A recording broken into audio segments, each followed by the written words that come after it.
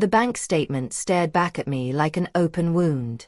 My entire savings account, $250,000 I had meticulously saved over 20 years of teaching, showed a balance of just $142.87. For several minutes, I couldn't breathe, couldn't think, couldn't move from the kitchen chair as the laptop screen blurred through my tears.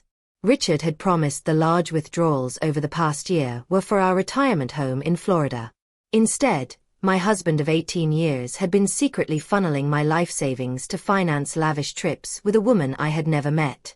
A woman he introduced to the world as his wife. I found out about their latest extravagance when a mutual friend forwarded me their social media posts. Richard and a woman named Vanessa, posing in designer clothes in front of the Burj Khalifa in Dubai, sipping champagne on a private yacht, and shopping in gold souks. The caption under one photo still burns in my memory. Living the good life while some people work themselves to death just to die poor anyway. I recognized the diamond necklace around her neck.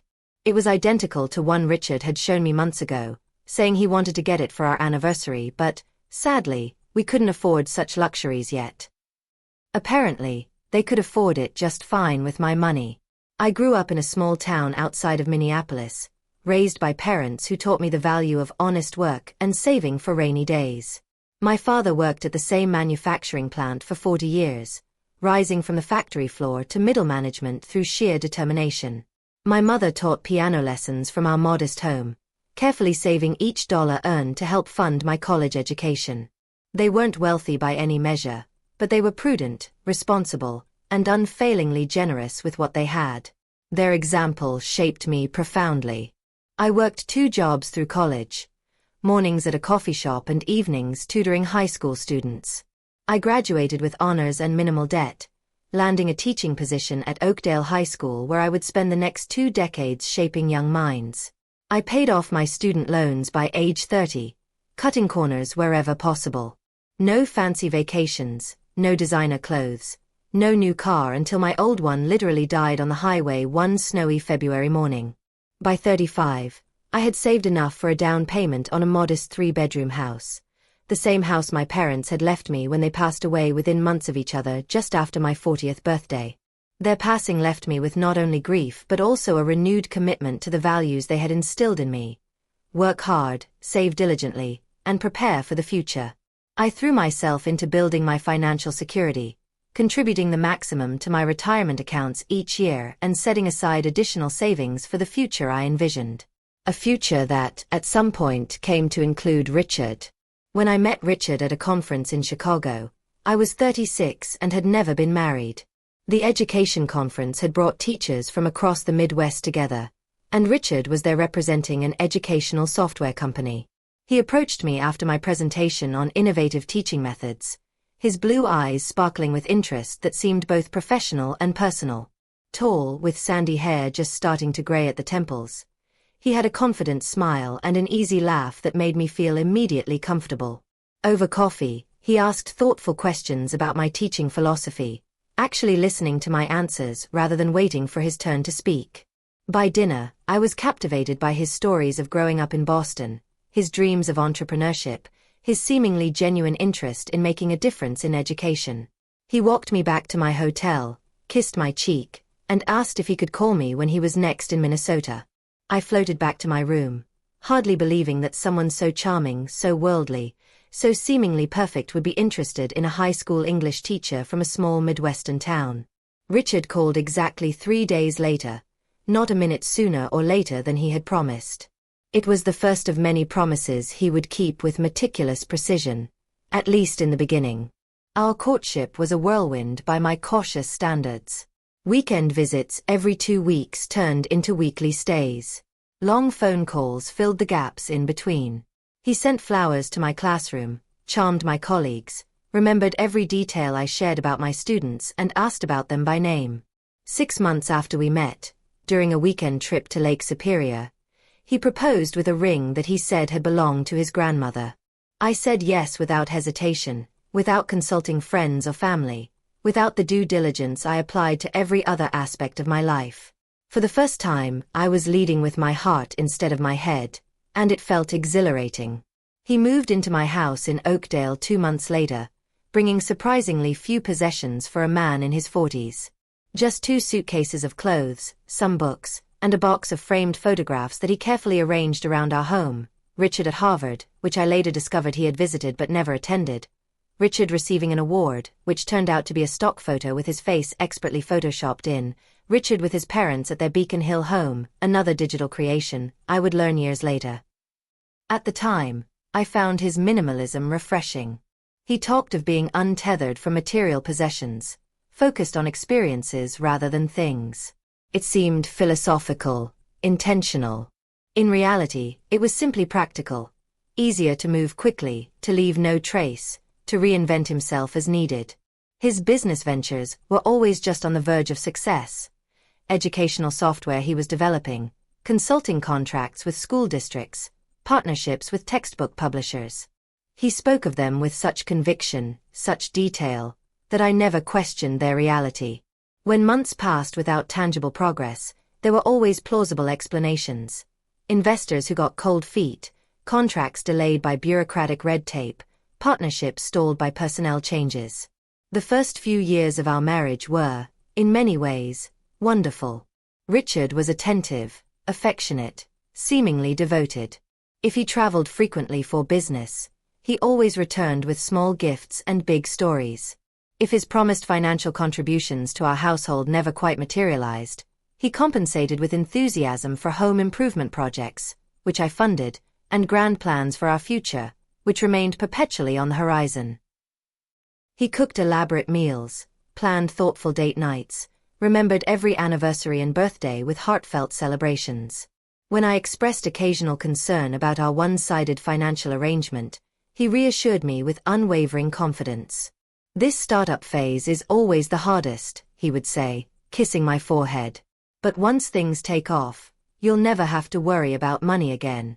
I promise you'll be able to retire early, and we'll travel the world together." I believed him because I wanted to believe him, because the alternative, that I had married a man who was using me, was too painful to consider. Looking back, I can see the red flags that were there from the beginning. The friends who gradually dropped away because Richard always found subtle reasons to decline their invitations or to criticize them after we'd spent time together. The calls he would take in another room, his voice dropping to a whisper. The vague explanations for expenses on our shared credit card, which I paid in full each month from my teaching salary.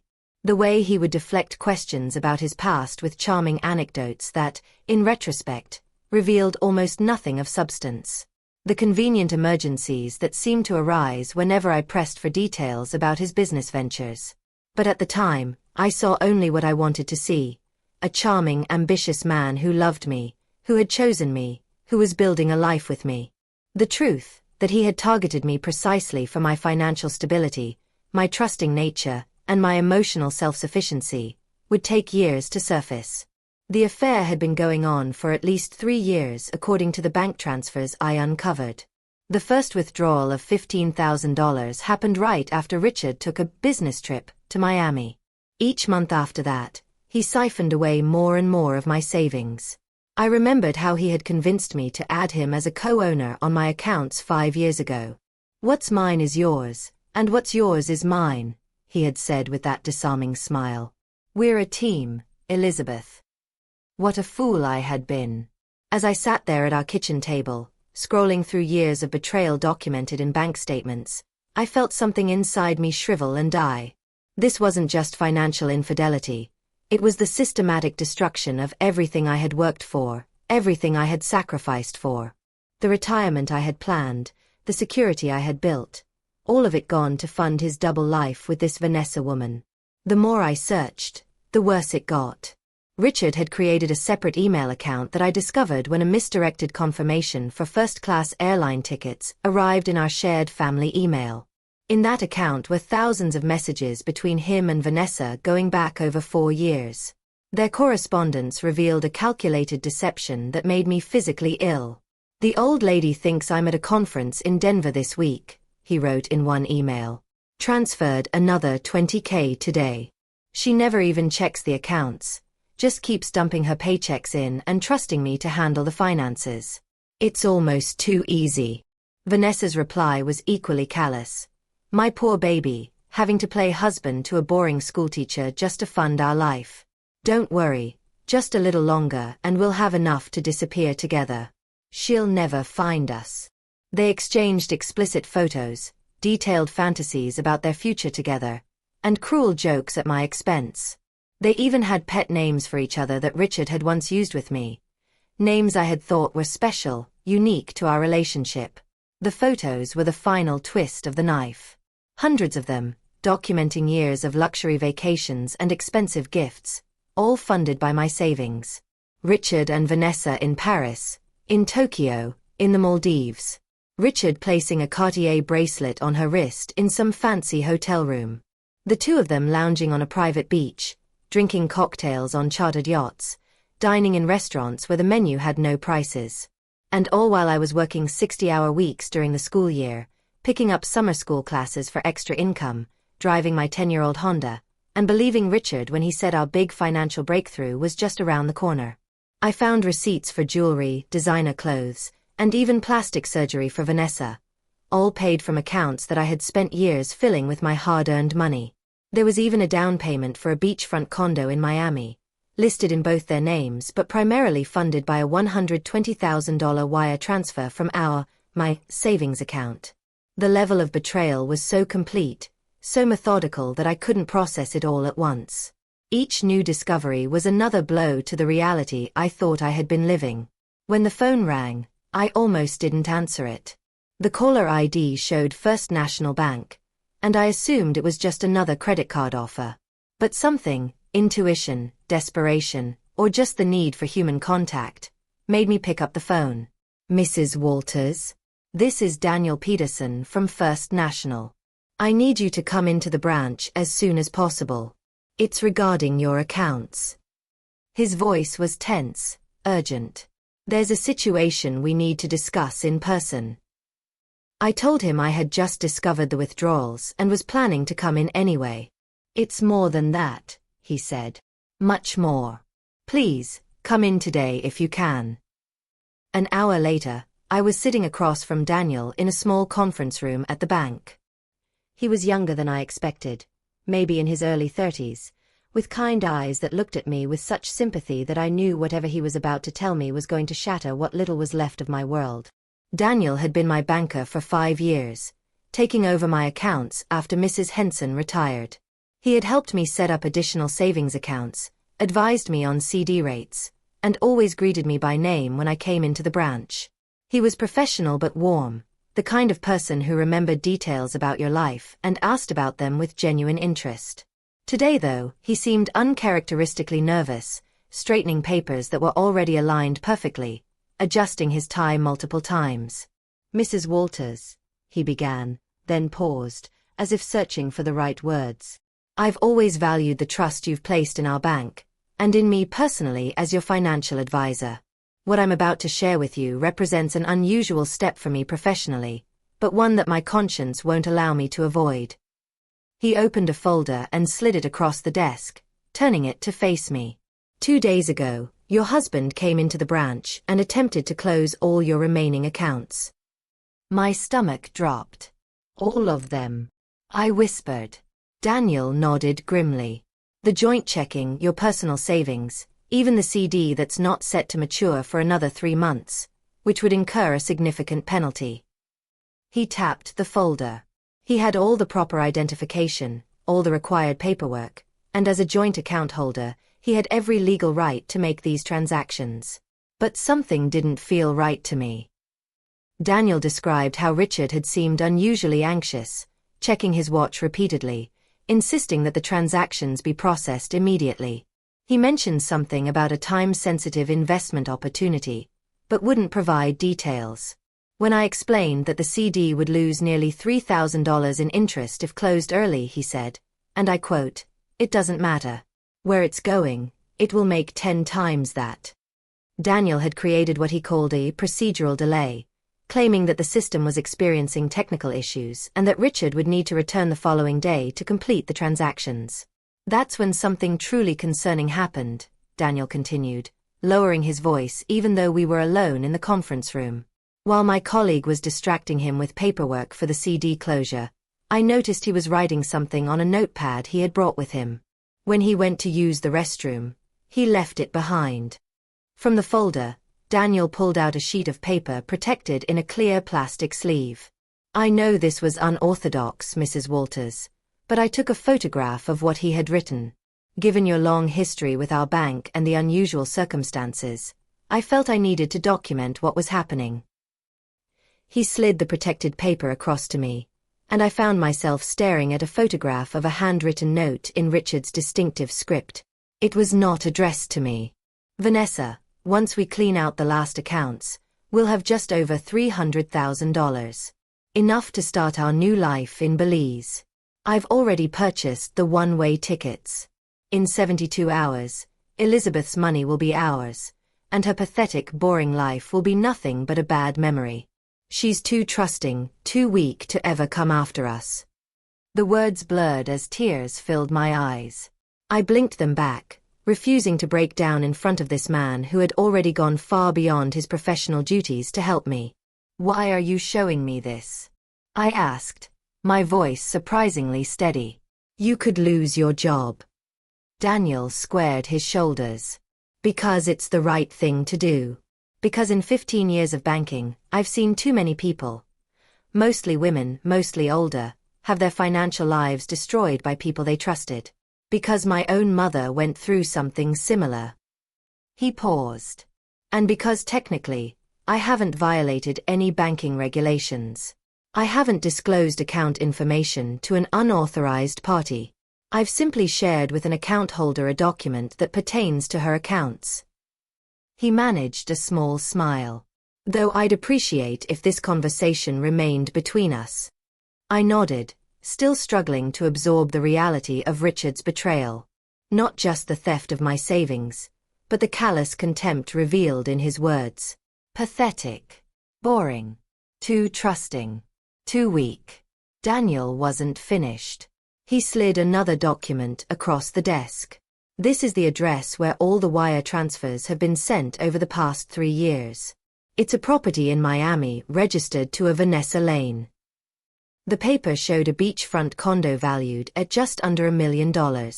According to the records, it had been purchased 2 years earlier with a substantial down payment, undoubtedly my money, and carried a mortgage in both Richard's and Vanessa's names. There's one more thing, Daniel said, opening a laptop and turning it toward me. This is a loan application submitted 3 weeks ago. It's for a business investment loan of $500,000, with your house listed as collateral. I stared at the screen in disbelief. There was my name, my personal information, my house, the house I had inherited from my parents, being used to secure a loan I knew nothing about. They forged your signature, Daniel said softly. If I hadn't been familiar with your actual signature from all your banking over the years, this would have gone through. In that moment, something changed inside me. The devastation and shock gave way to something else, something cold and clear and powerful. For the first time in 18 years, I saw Richard for what he truly was. Not the charming dreamer I had fallen in love with, but a predator who had targeted me for my stability, my assets, and my trusting nature. What happens now? I asked, surprised by how steady my voice sounded. Daniel explained that he had placed a temporary freeze on all the accounts, citing suspicious activity. Legally, I can maintain this freeze for 72 hours. After that, without a court order or police intervention.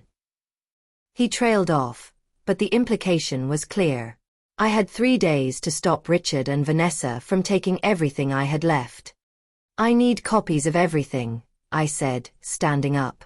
The transfers, the loan application, the property records. And I need your business card, with your direct number. Daniel quickly gathered the materials, adding additional bank statements I hadn't even thought to request. As I prepared to leave, Daniel hesitated, then spoke. Mrs. Walters, what your husband, what Richard is doing, it's not just morally wrong. It's potentially criminal. Wire fraud, identity theft, attempted mortgage fraud. These are serious federal offenses. I nodded, processing this information like a distant academic fact rather than a personal reality. And one more thing, he added, his voice softening. None of this is your fault.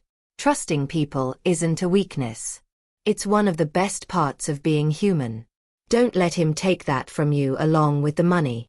His words penetrated the protective numbness that had enveloped me, bringing fresh tears to my eyes. I thanked him with all the sincerity I could muster and walked out of the bank into the bright spring afternoon, clutching the folder of evidence against my chest like a shield. The world looked exactly the same as when I had entered the bank an hour earlier, but everything had changed. I was no longer the woman who had walked in, trusting, naive, believing in a marriage that was nothing but an elaborate con. As I got into my car, I felt something I hadn't experienced in years. Resolve. Pure, unshakable resolve. Richard and Vanessa had underestimated me. They thought I was weak, pathetic, easily discarded. They were about to learn how wrong they were. My first call was to my oldest friend Margaret, who had been telling me for years that Richard was bad news. She had seen through his charm from day one, noticed how he lived off my hard work while contributing nothing. I had defended him countless times, accused her of jealousy, even stopped speaking to her for 6 months when she suggested he might be using me. Our friendship had never fully recovered, reduced to birthday cards and occasional text messages. Now, swallowing my pride, I called her from my car in the bank parking lot. Maggie. It's Liz. You were right about everything. I need your help. The line went silent for so long that I thought the call had dropped. When Margaret finally spoke, her voice was thick with emotion. Oh, Lizzie. What happened? I gave her the condensed version, unable to voice all the details without breaking down. Can you meet me? I asked. Today. Now. Margaret didn't hesitate. I'll be at your house in 30 minutes.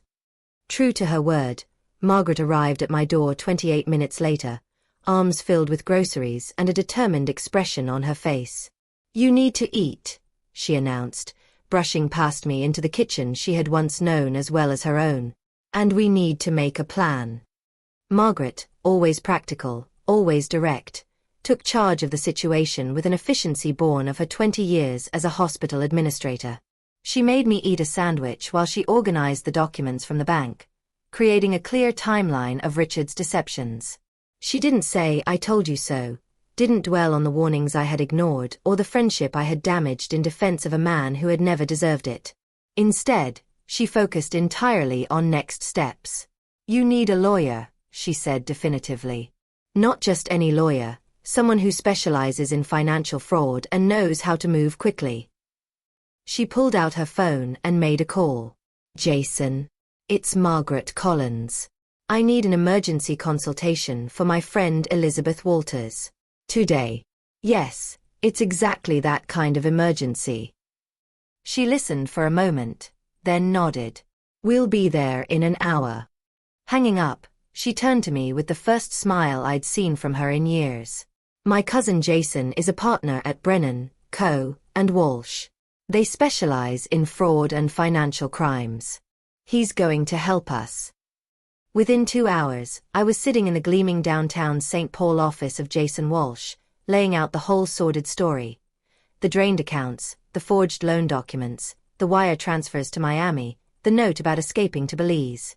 Jason, a compact man with steel-gray hair and laser-focused attention, listened without interruption, occasionally making notes on a legal pad. When I finished, he looked at me with a mixture of sympathy and determination. Mrs. Walters, what your husband has done isn't just a marital dispute. It's criminal fraud, identity theft, and attempted mortgage fraud. We're not just going to stop him from taking what's left, we're going to try to recover what he's already stolen. He laid out a multi-pronged strategy: an emergency injunction to maintain the freeze on the accounts, a criminal complaint with the local police, and most importantly, contact with the FBI's Financial Crimes Unit. Wire fraud across state lines falls under federal jurisdiction, he explained. Especially with the forged mortgage application, we have a strong case for their involvement.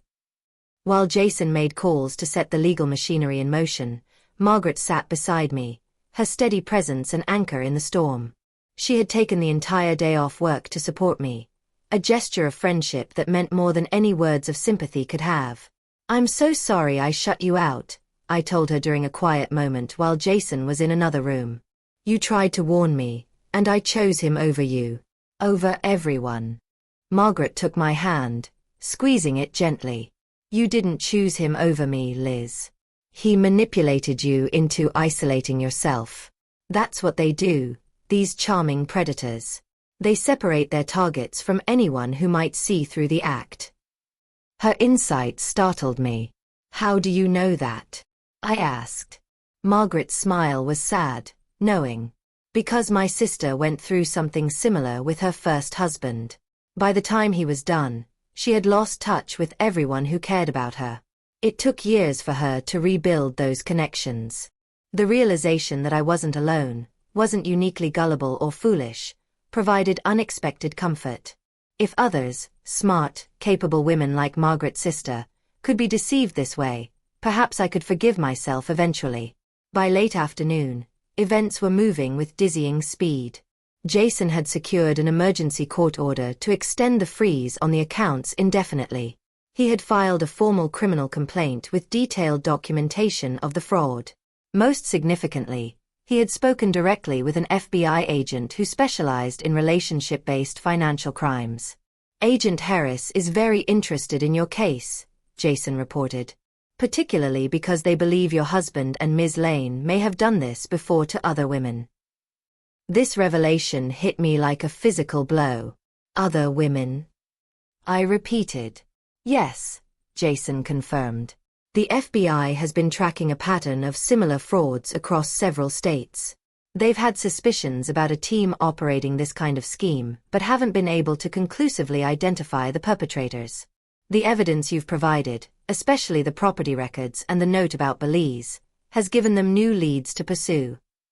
I tried to process this information, to reconcile the man I had lived with for 18 years with someone capable of serially defrauding multiple women. Had any of it been real? Had he ever loved me at all? Or had I simply been a mark from the very beginning? Targeted, cultivated, and exploited with cold-blooded precision? While the legal machinery began to move, I had to face the hardest part, confronting Richard. He had been away on what he claimed was a business trip for the past week, but his flight was scheduled to return that evening. I didn't want to tip him off, to give him a chance to run or cover his tracks. Jason advised me not to confront him yet, to act as if everything was normal until the authorities were ready to move. "If he suspects you know, he could disappear with what he's already taken," he warned. "The FBI wants to monitor his communications with Vanessa, to gather more evidence before making arrests." The thought of pretending everything was normal, of looking into Richard's eyes knowing what I now knew, made me physically ill. But I understood the strategy. Richard had spent years playing a role, presenting a false self to me and the world. Now it was my turn to act, just long enough to ensure justice. Margaret insisted on staying with me, sleeping in the guest room, in case he comes home early.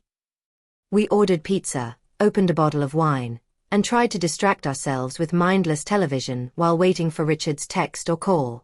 But Richard never came home that night. Instead, around midnight, I received a text message. "Flight delayed. Staying in Chicago one more day. Don't wait up." Another lie to add to the mountain of deception. There was no business trip, no delayed flight. According to the information Jason had received from the FBI, Richard had flown directly to Miami 5 days earlier and had been staying at the beachfront condo with Vanessa ever since. The text had likely been sent to buy more time while they finalized their escape plans. I forwarded the message to Jason, who shared it with the FBI team.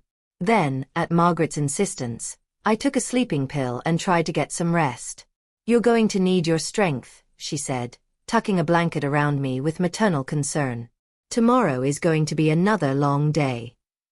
She was right, though neither of us could have predicted just how events would unfold. The next morning, I received a call from Jason. "We've located Vanessa Lane," he said. "She's a real estate agent in Miami. The FBI has been monitoring her activity since we filed the report.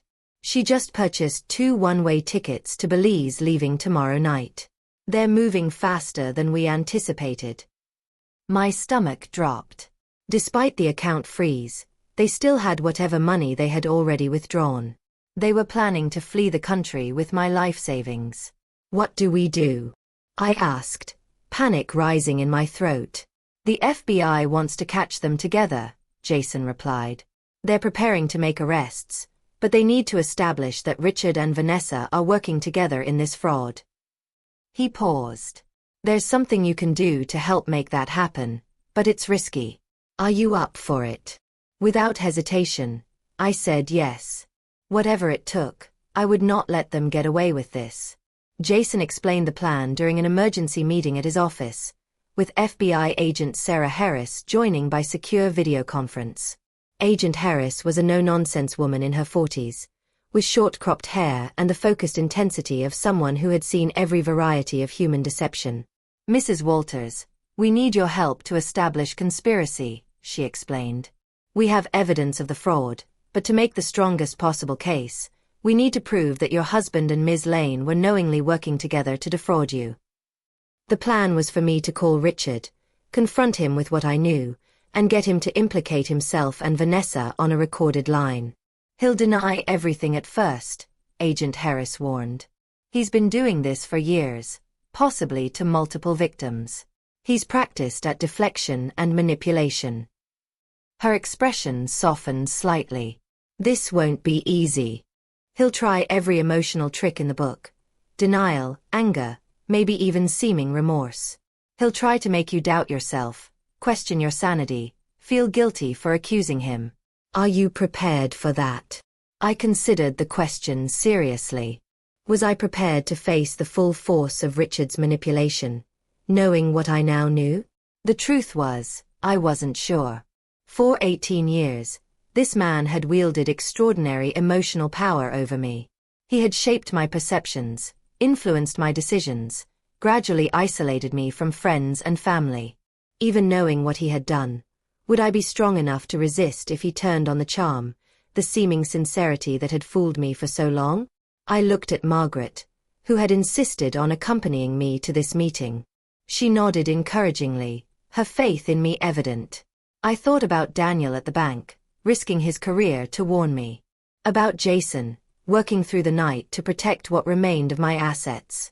About Agent Harris and her team, ready to pursue justice not just for me but potentially for other victims.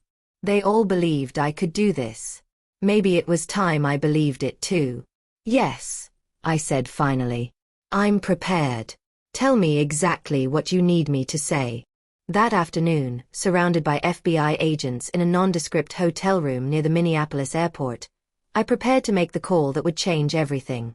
Agent Harris fitted me with a recording device, unnecessary given that the call would be monitored through FBI equipment, but an extra precaution in case of technical issues. She coached me on what information to try to extract: acknowledgement of the money transfers, confirmation of the plan to leave the country, admissions about previous victims if possible. The most important thing, she emphasized, is to get him talking about both himself and Vanessa working together. We need to establish conspiracy. I nodded, trying to calm my racing heart. Margaret squeezed my hand one last time before moving away to give me space. I took a deep breath and dialed Richard's cell phone, putting it on speaker so everyone in the room could hear. My heart was pounding so hard I could feel it in my fingertips as the phone rang. Once, twice, 3 times. Then Richard's voice. Hey babe. What's up? So casual, so normal, as if he hadn't been systematically destroying my life. For a moment, I froze, 18 years of emotional conditioning threatening to override my resolve.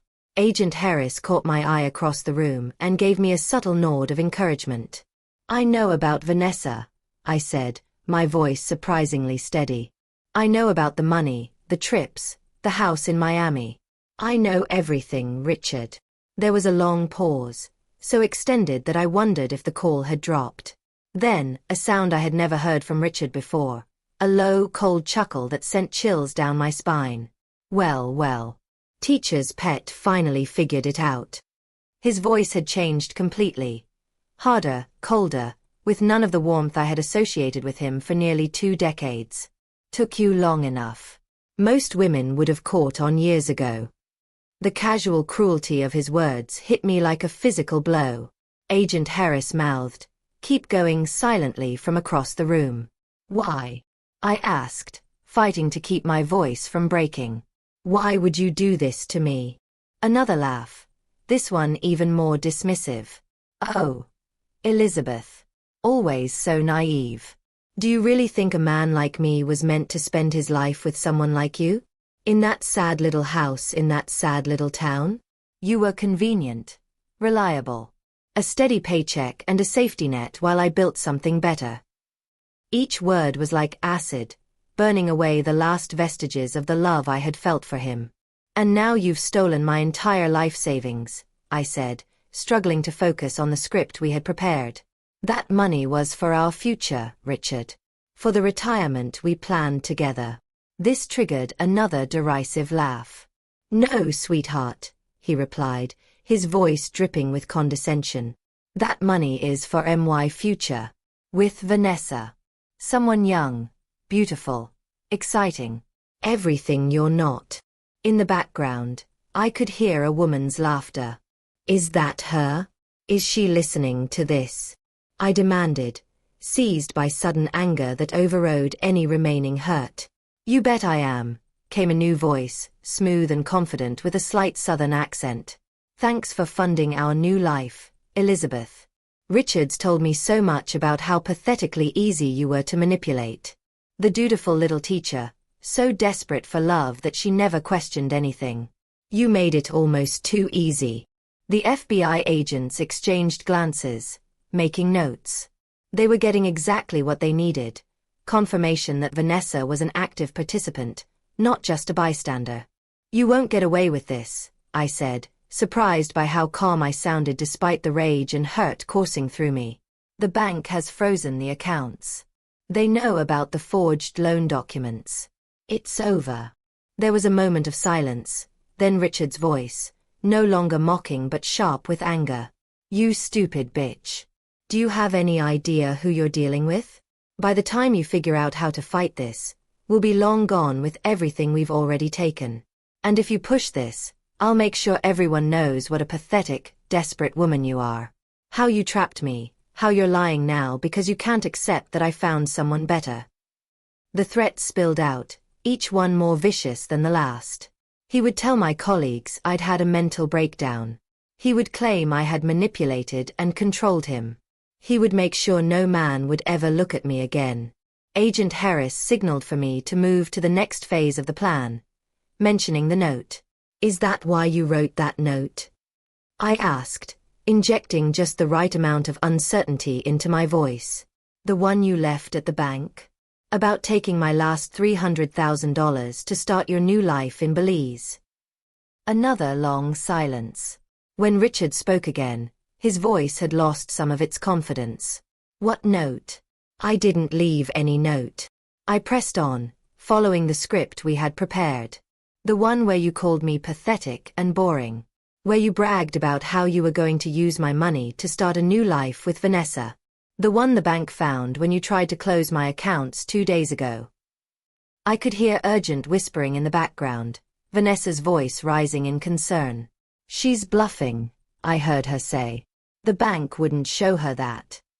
But Richard wasn't so sure. "What exactly did this note say?" he demanded. Agent Harris nodded encouragingly. They wanted him on record discussing the contents. "It said once you cleaned out my accounts, you'd have $300,000 to start your new life in Belize. It said I was too trusting and weak to ever come after you. It was in your handwriting, Richard." The bank recognized it. The conversation that followed was exactly what the FBI had hoped for. Richard and Vanessa arguing about the note, confirming its contents, blaming each other for the careless mistake. "You said she was too stupid to figure anything out," Vanessa shouted in the background. "Well, I didn't expect you to keep the fucking note," Richard shouted back. They had forgotten I was still on the phone, listening to them incriminate themselves further with each word. Agent Harris was practically beaming, giving me enthusiastic thumbs-up signals. Her colleague was furiously taking notes, documenting every damning admission.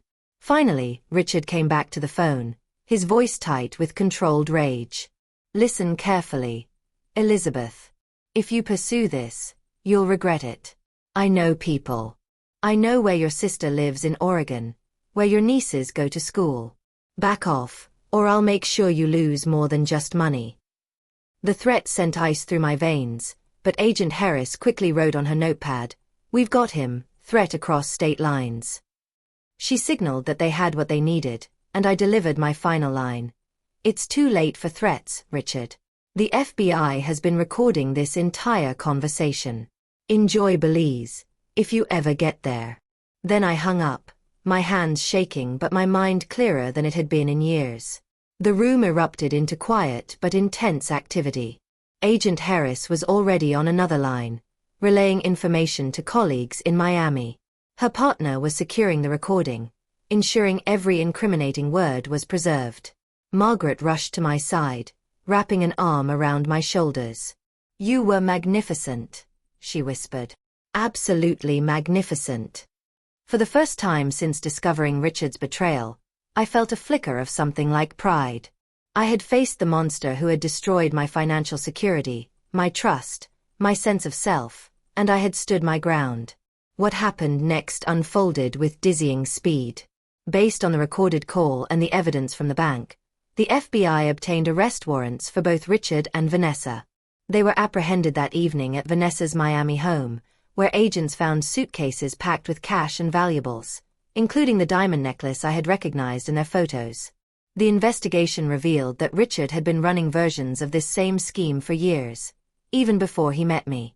He would target financially stable women, usually unmarried professionals with substantial savings, charm his way into their lives, and systematically drain their resources. I was simply his longest and most lucrative con. Vanessa wasn't just his lover, she was his partner in crime, helping to launder the stolen money through real estate purchases in Miami. The FBI found evidence linking them to at least 3 other victims in different states, women whose lives had been shattered by the same devastating betrayal. As the investigation progressed, I learned more about Richard's true history, or rather, the absence of one.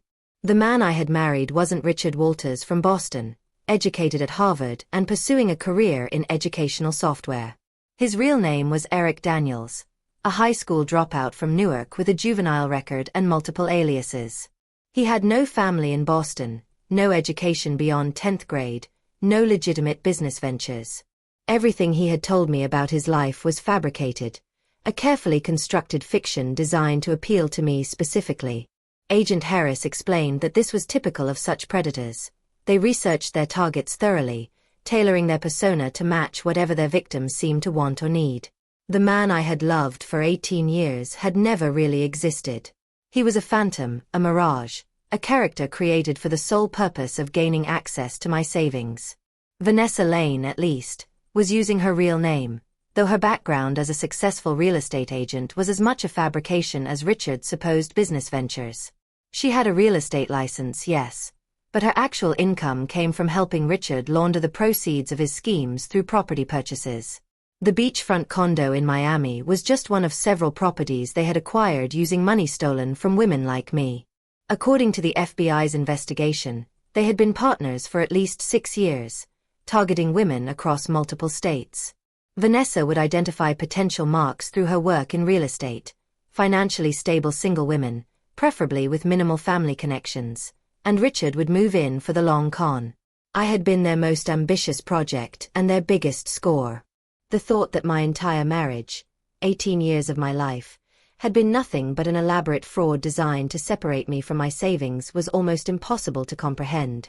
The legal proceedings were brutal. I had to face Richard and Vanessa in court, had to listen to their lies, their attempts to paint me as a vindictive ex making false accusations. Richard's defense attorney tried to frame it as a simple marital dispute, a husband making poor financial decisions but nothing criminal. Mrs. Walters added my client to her accounts willingly, the lawyer argued during one particularly difficult hearing. She gave him full access to these funds as her spouse. There was no theft, just a husband managing family finances in ways his wife later disagreed with. But the evidence was overwhelming. The bank records, the forged documents, the recorded phone call, the testimony from Daniel Peterson about the note, it all painted a clear picture of their crimes. Throughout it all, I held my head high, supported by Margaret's unwavering presence beside me in the courtroom, and by a growing circle of friends who rallied around me as the truth about my marriage became public. Each day in that courtroom stripped away another layer of the love I had felt for Richard, replaced it with clarity about who and what he truly was. The man I had loved for 18 years had never really existed. He was a fiction, a carefully crafted persona designed to gain my trust and access to my finances. The real Richard, or rather Eric, was the cold-eyed stranger who sat at the defense table, occasionally shooting me looks of pure hatred when he thought no one was watching. During his testimony, he continued the performance that had fooled me for so long, presenting himself as a devoted husband whose business ventures had simply failed, a man who had made poor decisions but out of desperation rather than malice. "I loved Elizabeth," he insisted, his voice catching with seemingly genuine emotion. "I just wanted to build a better life for us." But when confronted with the recorded phone call, the mask slipped. His explanation that he had been playing along with what he thought was my jealous fantasy fell apart under cross-examination. Vanessa's defense was equally unconvincing. She claimed to have believed that Richard was legitimately divorced, that the money he spent on her came from his business ventures, that she had no knowledge of any fraud. But the evidence, particularly her own words on the recorded call, told a different story. "Thanks for funding our new life, Elizabeth.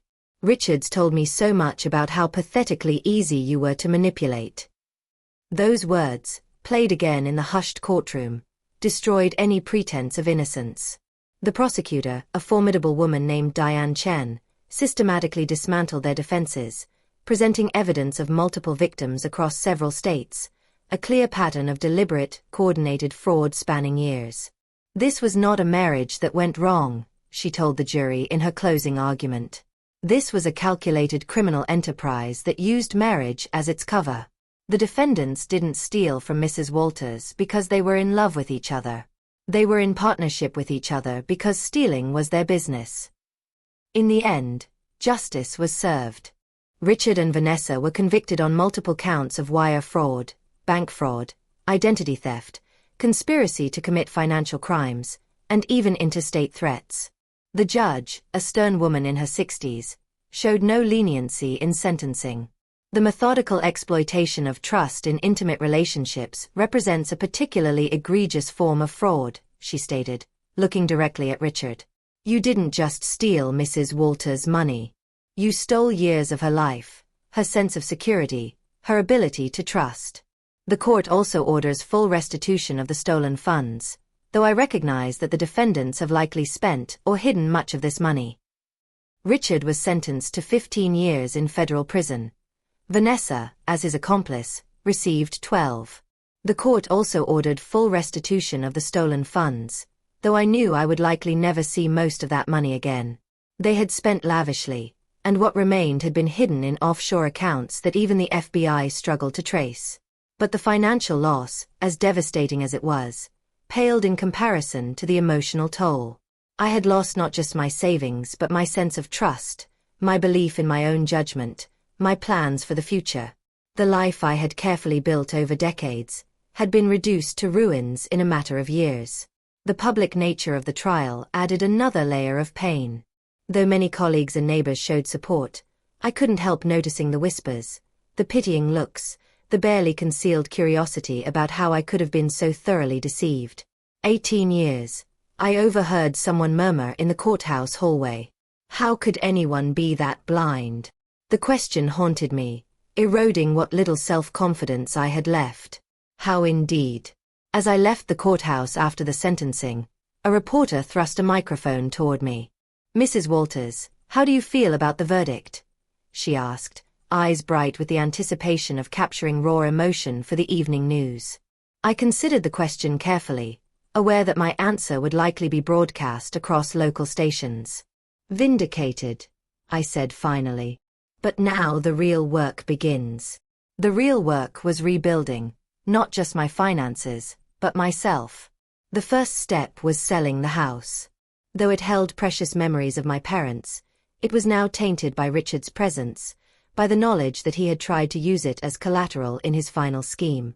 Every room held echoes of 18 years of lies, of a life that had never been what I thought. Walking through those familiar spaces felt like moving through a museum of my own gullibility. The kitchen where Richard had prepared elaborate meals while telling me about fictional business meetings.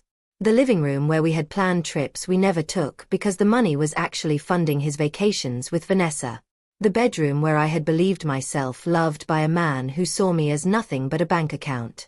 I couldn't stay there, surrounded by the artifacts of a marriage that had never truly existed. Margaret helped me find a realtor, carefully vetted, with impeccable references, and within 2 months, the house was sold to a young family with 2 small children. I took only what I needed: clothes, personal mementos, a few pieces of furniture with sentimental value. The rest I sold or donated, wanting to travel light into whatever came next. I used part of the proceeds to rent a small apartment in Minneapolis, a modern 1-bedroom in a secure building with a doorman. The space was nothing like my old house, all clean lines and neutral colors, with none of the character or history of the home I had shared with Richard. But that was exactly what I needed: a blank slate, a place untouched by betrayal. I bought new furniture, new dishes, new bedding, nothing expensive or extravagant, but all completely mine, unsullied by association with the past. For the first time in almost 2 decades, I was creating a space that reflected only my tastes, my preferences, my needs. No compromises, no consideration of someone else's comfort or approval. It was both liberating and terrifying, this sudden solitude after so many years of shared life. The silence in the evenings sometimes seemed to echo with phantom conversations, with the ghost of a relationship that had never been real. But gradually, I began to fill that silence with my own voice, my own thoughts, my own authentic presence. Next came the financial reckoning. At 54, I had lost my retirement savings and was essentially starting over. I met with financial advisors, recommended by Jason, thoroughly investigated to ensure their legitimacy, and faced the cold reality of my situation. Even with the proceeds from the house sale, I had lost over $250,000 to Richard and Vanessa's scheme. The court had ordered restitution, but the practical chances of recovering most of that money were slim. The FBI had managed to seize about $80,000 from their accounts and the sale of some assets, but the rest had been spent or hidden beyond reach. I would need to work longer than planned, save more aggressively, scale back my dreams for retirement. It was daunting, but not impossible. I had built those savings once. I could do it again. I created a new budget, adjusted my expectations, and focused on security rather than growth in my investments. At an age when many of my colleagues were beginning to think about retirement, I was planning for at least another 15 years of full-time work. The hardest part was learning to trust again, not just others, but myself. How had I been so blind for so long? How had I missed the signs, ignored the red flags, dismissed the concerns of friends like Margaret?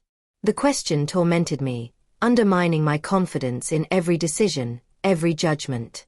I began seeing a therapist, Dr. Collins, who specialized in helping victims of financial abuse and relationship fraud. What you're experiencing is similar to the aftermath of any traumatic betrayal, she explained in one of our early sessions. The shock, the self-doubt, the hypervigilance. These are normal reactions to abnormal circumstances. Week by week, session by session, I began to understand the sophisticated psychological manipulation Richard had employed. How he had isolated me from friends who questioned him. How he had leveraged my empathy and commitment to keep me invested in his false narrative. How he had gradually eroded my self-confidence while maintaining my trust in him. Predators like Richard are experts at what they do, Dr. Collins assured me. Your trust wasn't a weakness, it was a strength that he exploited. The challenge now is not to lose that capacity for trust, but to pair it with better discernment. She helped me recognize the patterns, the warning signs I had missed, not to dwell in regret but to build better boundaries for the future. We worked through the shame that had threatened to suffocate me, the belief that I should have known better, should have seen through the deception, should have protected myself. Shame tells us we are fundamentally flawed, Dr. Collins explained. It says, I am a failure, rather than I experienced a failure. It keeps us stuck, prevents healing. Instead, she encouraged me to view what had happened as an experience that could strengthen rather than diminish me. You survived this, she reminded me. You had the courage to face the truth when it finally surfaced. You're rebuilding your life with remarkable resilience. Those aren't the actions of a fool. They're the choices of someone with extraordinary strength. 6 months after the trial, I received an unexpected call from Daniel Peterson, the bank manager whose vigilance had saved what remained of my savings. Mrs. Walters, he said hesitantly, I hope I'm not overstepping, but there's a position opening up at the bank. A financial education coordinator, working with schools and community organizations to teach financial literacy. Given your background in education and your personal experience, I thought you might be interested. The irony wasn't lost on me, using my experience of financial exploitation to help others avoid the same fate. But the more I thought about it, the more the idea resonated. My years in the classroom had taught me how to communicate complex ideas clearly. My own experience had given me insights no textbook could provide. After careful consideration, I applied for the position and, to my surprise, was hired. It was a new direction I had never anticipated, a purpose born from pain. The salary was slightly less than my teaching position, but the hours were more flexible, and the work ignited a passion I hadn't felt in years. In my new role, I developed programs teaching teenagers about budgeting, adults about retirement planning, and seniors about avoiding scams. I never shared the full details of my own story, but my colleagues knew the broad strokes, and that experience informed everything I did. There was something healing about transforming my humiliation into education, my pain into prevention. Each time I helped someone understand how to protect their financial security, I felt a small piece of my own power being reclaimed. The work also connected me with a new community. Fellow educators, financial professionals, community organizers, people who knew me not as the woman who had been fooled for 18 years, but as a knowledgeable colleague with valuable insights to share. A year into my new job, I received another unexpected communication. A letter from Richard, sent from federal prison. My first instinct was to throw it away unopened. What could he possibly say that would matter now?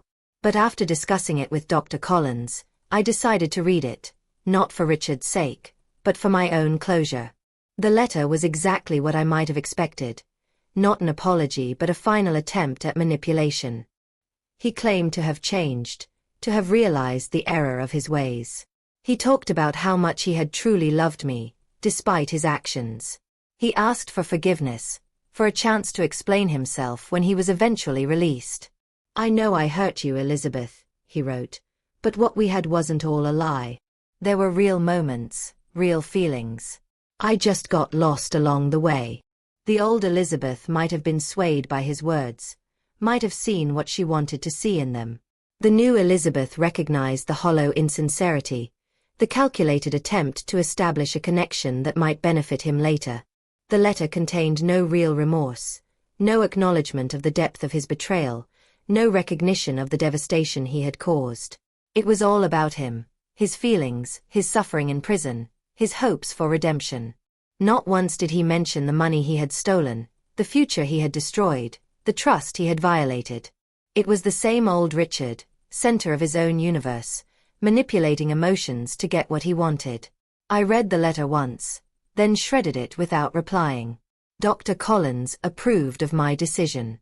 His words aren't for your healing, she observed.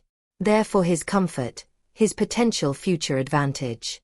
You don't owe him a response. She was right, of course.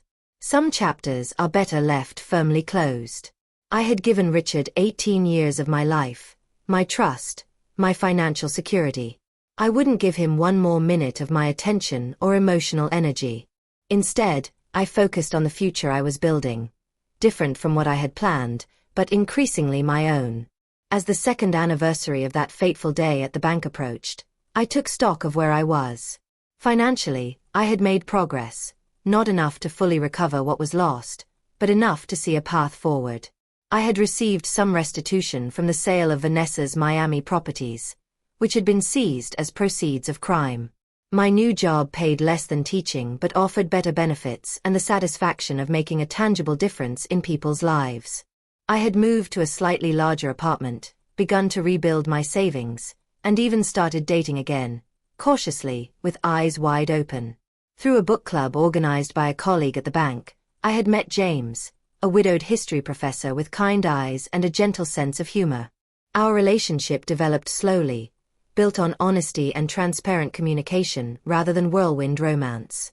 I was clear about my past, about my financial situation, about my lingering trust issues.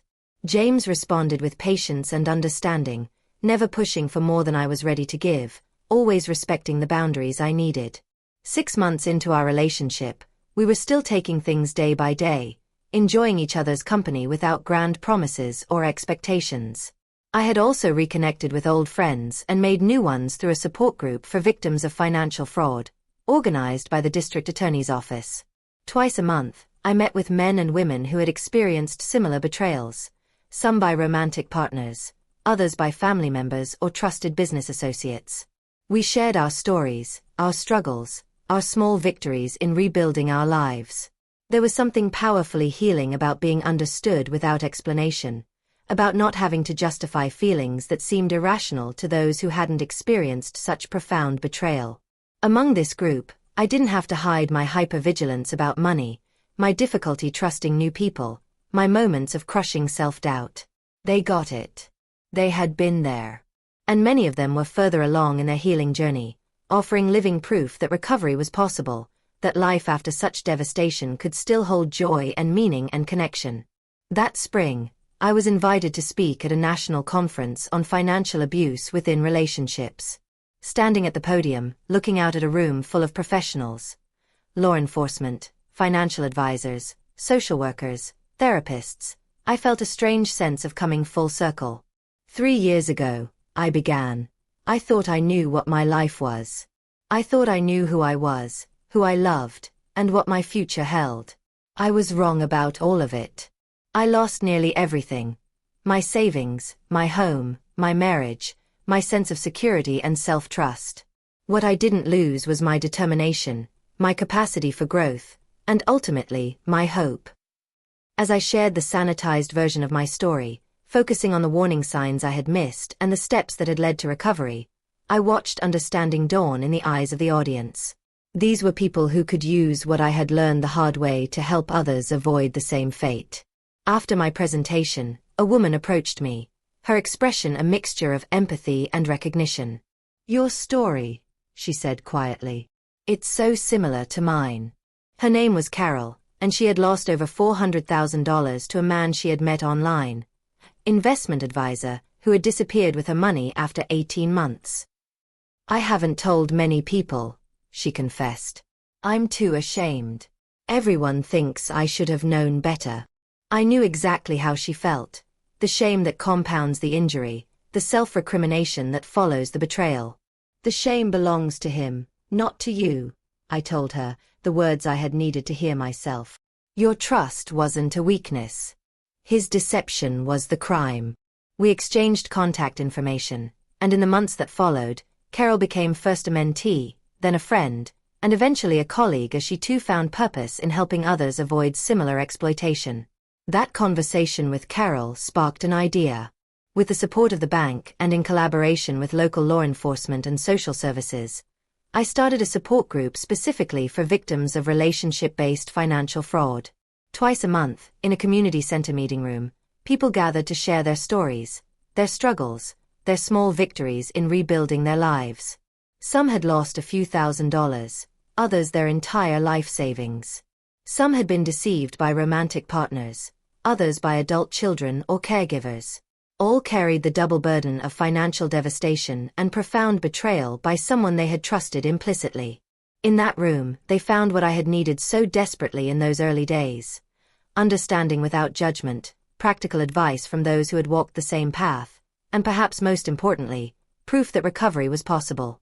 3 years after Richard's arrest, I received word that he was being transferred to a minimum security facility and would be eligible for parole in 2 years. The news sent me into a tailspin of anxiety.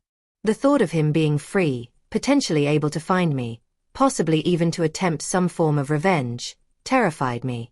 I had nightmares about opening my door to find him standing there with that charming smile that had once melted my heart. I considered moving to another state, changing my name, disappearing from the life I had rebuilt. Dr. Collins helped me work through these fears, to develop practical safety measures while not allowing anxiety to control my life. He has no power over you anymore, she reminded me. Not your finances, not your emotions, not your future. You've reclaimed all of that. She was right, of course. Richard could take my money, but he couldn't take my resilience, my newfound wisdom, or the community I had built around me. And he certainly couldn't take the woman I had become, stronger, more discerning, but still capable of trust and joy. In my 5th year at the bank, I was promoted to Director of Community Financial Education, overseeing programs across 3 states. The work was challenging but deeply rewarding. Each workshop, each presentation, each one-on-one counseling session with someone at risk felt like turning my pain into purpose. I had never planned this career, never imagined that my greatest professional contribution would come after 50, born from my greatest personal devastation. Life had taken an unimaginable detour, but I had found my way back to a path with heart and meaning. My financial situation had stabilized. I would never fully recover the lost savings. That money was gone, spent on Richard and Vanessa's luxurious lifestyle, but I had built enough security to live comfortably and even to plan for a modified retirement in my late 60s. My personal life had found a new equilibrium too. James and I had been together for 4 years, a relationship built on honesty, mutual respect, and the shared wisdom that comes from life's harsher lessons. He had lost his wife to cancer after 25 years of marriage, experienced his own version of having the future he had planned suddenly vanish. We understood each other's caution, each other's grief for what had been lost, each other's determination to find joy despite it all. We maintained separate homes and finances while sharing our lives in meaningful ways. We traveled modestly but memorably, weekend trips to state parks, a carefully budgeted vacation to the Grand Canyon, regular visits to his daughter and grandchildren in Chicago. It wasn't the fairy tale I had once believed in with Richard, but it was real, solid, and good. And perhaps most surprisingly, I had found a way to make peace with my past. Not to excuse what Richard had done, never that, but to accept that it had happened, that it had changed me, and that those changes weren't all for the worse. The woman I had become in the aftermath of betrayal was in many ways stronger, wiser, more authentic than the woman who had been so thoroughly deceived. I had learned to trust my instincts, to recognize red flags, to set and maintain healthy boundaries. I had discovered resilience I never knew I possessed, built a community of genuine connections, found meaning in helping others navigate their own journeys through trauma and recovery. In a strange way, Richard's ultimate betrayal had freed me from a life built on illusion, forced me to confront reality and find my own path forward. The cost had been enormous, financially, emotionally, practically, but the result was a life more authentically mine than the one I had lived for 18 years with a man who had never truly existed. When Richard was finally released on parole, I had worried for nothing. He moved to the West Coast, as far from Minnesota as he could get within the terms of his release. According to my lawyer, who occasionally checked the public records, he was working a minimum wage job and living in a halfway house. Vanessa, still serving her longer sentence, had stopped corresponding with him years ago. Without her as a partner in crime, without the proceeds of their schemes to fund his charismatic facade, Richard had apparently lost his power to charm and manipulate. His scheme had cost him everything in the end: his freedom, his relationship, his carefully constructed facade of success. In a strange way, I had been luckier. Yes, I had lost my savings, my home, years of my life to a lie. But I had found my strength, my purpose, my authentic self. I had lost a fortune but gained a legacy of helping others protect themselves from similar exploitation. On the 10th anniversary of that day in the bank when Daniel Peterson had shown me the note that changed everything, I took myself out to dinner at a nice restaurant overlooking the Mississippi River. James had offered to join me, understanding the significance of the date, but I had asked for this evening to myself, not out of sadness or lingering trauma, but as a personal ritual of recognition and gratitude. I ordered a glass of champagne and toasted my own resilience. The woman who had sat in that bank conference room, shattered by betrayal, would never have imagined the life I now lived. Different from what I had planned, but rich in ways I couldn't have foreseen. As I watched the sun set over the river, I thought about the thousands of people our programs had reached over the years, the hundreds of individuals I had counseled directly, the dozens of lasting friendships I had formed with fellow survivors. Out of the ashes of devastation, something valuable had emerged. Not what I would have chosen, perhaps, but something that mattered deeply. That night, I wrote a letter, not to Richard, who deserved no more of my energy, but to myself. To the woman I had been, the one who had trusted too easily, believed too completely, given too freely. I wrote of forgiveness, not for what was done to me but for my own blindness. I wrote of gratitude for the hard-won wisdom, the unexpected purpose, the community of strength I had found. I wrote of the future I now faced, not the comfortable retirement I had once envisioned, but a continued engagement with meaningful work, a legacy of education and empowerment, a life richer in experience if poorer in finances than I had planned. I sealed the letter in an envelope marked, "From Elizabeth to Elizabeth," and placed it in my keepsake box. A reminder, should I ever need it, of how far I had come and how much I had overcome. My story doesn't have a fairy tale ending. I didn't miraculously recover all the stolen money. I didn't find perfect love to replace what was lost. I didn't discover some hidden talent that catapulted me to wealth and fame. What I found was something both simpler and more profound. My own capacity for resilience, for growth, for turning trauma into meaning. I discovered that even at 54, after a devastating betrayal, it was possible to rebuild, to reinvent, to reclaim joy. The path wasn't easy or straight. There were days of crippling doubt, nights of sleepless anxiety, moments when the unfairness of it all threatened to overwhelm me. But with each step forward, each small victory in rebuilding my finances, each connection made with another survivor, each bit of hard-earned wisdom shared, I reclaimed a piece of myself. Not the self I had been, but the one I was becoming. Stronger, wiser, more compassionate, more authentically me than I had ever been in all those years living someone else's lie. If you've stayed with me through this story, perhaps you've recognized elements of your own experience. Perhaps you too have trusted someone who proved unworthy, invested in a relationship that turned out to be a mirage, lost something precious to deception. Or perhaps you're simply wondering how to protect yourself from such betrayal. Either way, I hope my journey offers something of value. Not a roadmap, each path to recovery is uniquely personal, but perhaps a compass point, a distant light suggesting that forward movement is possible even when the ground has been swept from beneath your feet. If I could go back and speak to myself on that awful day when I discovered the truth, I would say this. This is not the end of your story. This devastation, this betrayal, this loss, it's a chapter, not the conclusion. What comes next will be written by you, not by what was done to you. And the woman who emerges from this fire will be remarkable in ways you cannot yet imagine. If you've connected with my story in any way, please leave a like to help others find it too. Your comments mean the world to me. Have you experienced something similar, or do you know someone who has? What part of this journey resonated most with you? Subscribe to this channel for more real stories that remind us all that even in our darkest moments, we're never truly alone. And remember, our greatest struggles often lead to our most meaningful transformations. Not because of the pain, but because of the courage we find within ourselves to keep moving forward. Thank you for listening, for witnessing, for understanding. Your presence here matters more than you know.